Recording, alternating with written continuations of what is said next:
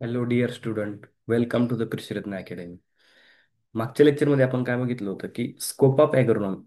आता या लेक्चरमध्ये महत्त्वाचा टॉपिक आहे रोल ऑफ ॲग्रोनॉमिस्ट. बरेचसे प्रश्न याच्यावर विचारले जातात आणि तुमचा सेमिस्टर एंडचा ॲग्रो 1-1 जो आहे त्याच्यामध्ये तर याच्यावर क्वेश्चन असतोच. ठीक आहे. रोल ऑफ ॲग्रोनॉमिस्ट बघा. ॲग्रोनॉमिस्ट इज अ की पर्सन. आता सगळ्यात पहिले ॲग्रोनॉमिस्ट म्हणजे काय ते समजून घेऊ. ॲग्रोनॉमिस्ट म्हणजे असा एक सायंटिस्ट असतो की तो ॲग्रोनॉमी मध्ये रिसर्च करत असतो. ठीक आहे. ॲग्रोनॉमी या डिसिप्लिनमध्ये रिसर्च करत असतो. ठीक आहे. आता ॲग्रोनॉमिस्ट बघा, ॲग्रोनॉमिस्ट इज अ की person and coordinator of different subject matter specialist. आता वेगवेगळे सब्जेक्ट मॅटर स्पेशलिस्ट म्हणजे कोण असं, एक सब्जेक्ट मॅटर स्पेशलिस्ट कोण असतात बघा. एंटोमॉलॉजिस्ट असेल, एंटोमॉलॉजिस्ट, पॅथॉलॉजिस्ट असेल. ठीक आहे. त्याच्यानंतर मायक्रोबायोलॉजी बायोलॉजी असेल, हॉर्टिकल्चरवाले असतील. तर हे सगळे वेगवेगळे जे सायंटिस्ट असतात त्यांच्यामध्ये कोऑर्डिनेशन करण्याचं काम, वेगवेगळ्या डिसिप्लिनला कोऑर्डिनेट करण्याचं काम कोण करतो तर ॲग्रोनॉमिस्ट करत असतो. आता ॲग्रोनॉमिस्ट कशाशी रिलेटेड बघा. Agronomist concern with the production of food असेल, फायबर असेल, फ्यूल असेल. फूड क्रॉप असतील, फायबर क्रॉप असतील आणि फ्यूल क्रॉप असतील यांच्याशी रिलेटेड जे रिसर्च असतात त्यांचं रिसर्च करण्याचं काम, या फूडचं, फायबरचं, फ्यूलचं प्रोडक्शन करण्याचं काम कोण करतं तर ॲग्रोनॉमिस्ट करतो. नंतर agronomist is a scientist studying, काय स्टडी करतो, व्हेरियस वेज, वेगवेगळे टेक्निक तो स्टडी करतो किंवा शोधून काढतो to increase the agriculture production through research.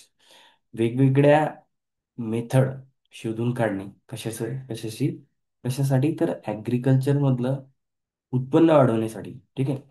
ॲग्रोनॉमिस्ट conducting experiment on sowing time, seed rate, spacing, fertilizer requirement, irrigation requirement, weed management in a different crop and cropping system. ठीक आहे. बघा ॲग्रोनॉमिस्ट कशावर एक्सपेरिमेंट करतो, सोईंग टाइम. आता हे समजून घ्या.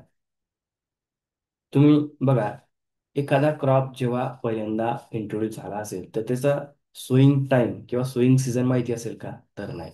तर पहिले ते काय केलं, ॲग्रोनॉमिस्टने किंवा वेगवेगळ्या सायंटिस्टने ते काय केलं, प्रत्येक सीझनमध्ये वेगवेगळ्या डेट ऑफ सोईंगला ते त्या क्रॉपची सोईंग करून बघितली.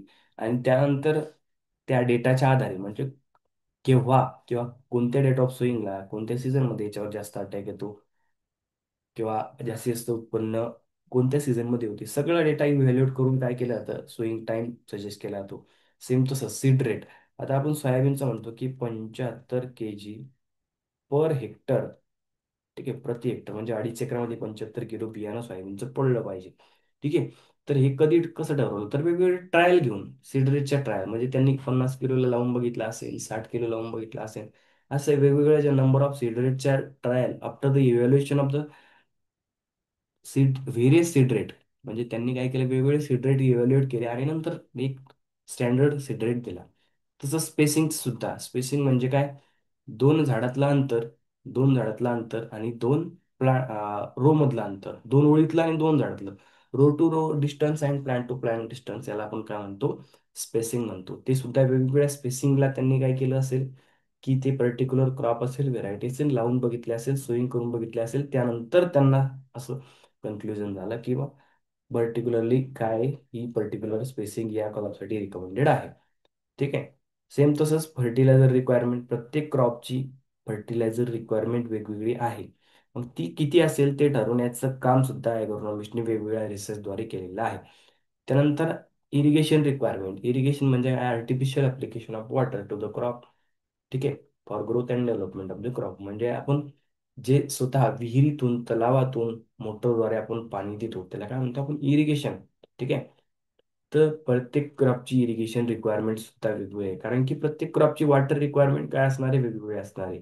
आता आपण मागच्या लेक्चरमध्ये एक उदाहरण घेतलं होतं की बाजरा असेल म्हणजे पर मिलेट आणि एक शुगर केन असेल तर बाजराची वॉटर रिक्वायरमेंट कशी असणार आहे, कमी असणार आहे. ठीक आहे. आणि शुगर केनची जास्त असणार आहे. According to that irrigation management is done. ठीक आहे. इरिगेशन मॅनेजमेंट त्यानुसार केलं जातं. आणि weed management in a different crop and cropping system, हे सगळं एक्सपेरिमेंट कोण कंडक्ट करतं तर ॲग्रोनॉमिस्ट करत असतो. त्यानंतर बघा, agronomist involve in transfer of technology to the farmer for increasing per unit production. ठीक आहे. जी काही टेक्नॉलॉजी विद्यापीठामध्ये डेव्हलप केली जाते, वेगवेगळ्या रिसर्च स्टेशनला डेव्हलप केली जाते, ती शेतकऱ्यांपर्यंत पोहोचवणं, त्याचं शेतकऱ्यांमध्ये वेगवेगळ्या त्या टेक्नॉलॉजीबद्दल माहिती देणे, तर हे सगळं काम कोण करत असतं, तर आपले ॲग्रोनॉमिस्ट करत असतात. ठीक आहे. ते एक्सटेन्शन वर्कर करतात, पण त्याला ॲग्रोनॉमिस्ट काय करत असतो, कोऑर्डिनेट करत असतो, त्यांना मदत करत असतो. म्हणजे अल्टिमेटली ॲग्रोनॉमिस्ट सुद्धा काय आहे, वेगवेगळी जी टेक्नॉलॉजी असेल विद्यापीठामधल्या किंवा रिसर्च स्टेशनमधल्या, नवीन टेक्निक असतील, टूल्स असतील, ठीक आहे, तर हे सगळं शेतकऱ्यांपर्यंत पोहोचलं पाहिजे. ठीक आहे. यासाठी सुद्धा ॲग्रोनॉमिस्ट मदत करत असतो. ठीक आहे. त्यानंतर बघा, त्यानंतर आहे agronomist exploit knowledge develop by basic and applied science for higher crop production. म्हणजे जे काही नॉलेज डेव्हलप झालेलं आहे, ठीक आहे, ते त्याचा वापर करून काय करतं, हायर क्रॉप प्रोडक्शन म्हणजे जास्तीत जास्त उत्पन्न कसं काढता येईल यावर ॲग्रोनॉमिस्ट फोकस करत असतो. त्यानंतर agronomist testing the findings of other. मी सांगितलं तुम्हाला, जे काही प्लांट ब्रीडर असतील, प्लांट ब्रीडर, ठीक आहे, हे काय करतात, ते एखादे व्हेरायटी असेल तयार करतात. त्यानंतर काही इंजिनियर असतील, ते टूल्स वगैरे तयार करतात. म्हणजे जी काही नवीन टेक्नॉलॉजी तयार झालेली आहे त्याची टेस्टिंग घेण्याचं काम कोण करतं, तर ॲग्रोनॉमिस्ट करत असतो. टेस्टिंग म्हणजे काय, आता समजा व्हेरायटी डेव्हलप झाली, तर त्याची रिकमेंडेड डेट ऑफ सोईंग काय राहणार, त्याचं फर्टिलायझर रिक्वायरमेंट किती आहे, त्याची स्पेसिंग किती राहणार आहे, हे सगळं शोधण्याचं काम ते करत असतं. ठीक आहे. त्यानंतर ॲग्रोनॉमिस्ट सजेस्टिंग पॅकेज ऑफ प्रॅक्टिसेस, आता जे सांगितलं ते पॅकेज ऑफ प्रॅक्टिसेस सजेस्ट करण्याचं काम करतं ॲग्रोनॉमिस्ट.